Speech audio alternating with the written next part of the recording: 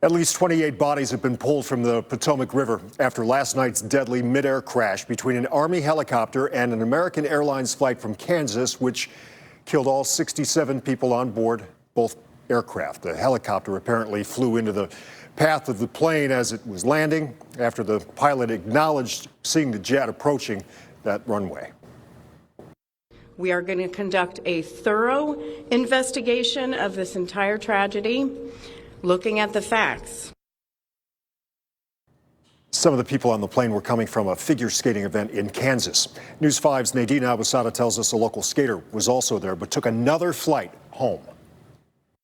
When you get into ice figure skating, you don't just create a bond with the ice, but also others on it. You know, we're all a family. But inside Winterhurst Ice Arena in Lakewood, Coach Tanya Kwiatkowski says that family is hurting following the news of a tragic plane crash in D.C. that killed more than 60 people. I started to tear up because it is so horrifying that this happened, and to just so many just coming from the National Development Camp National Championships in Kansas. It was a trip Tanya almost went on as a coach, but another coach went instead. After first hearing the news, she was concerned about one of her Lakewood students who was at that camp. But thankfully, he had taken a different flight.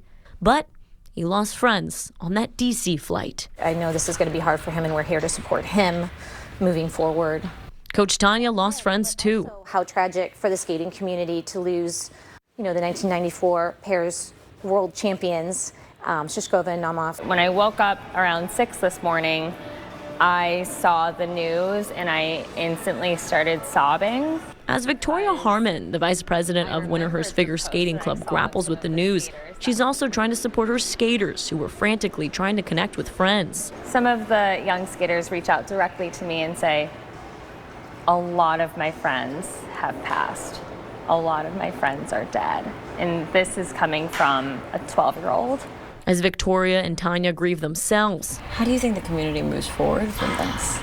Well, I know we will all grieve a bit and, remember those that were lost. Their priority is making sure every skater is supported as they grieve too.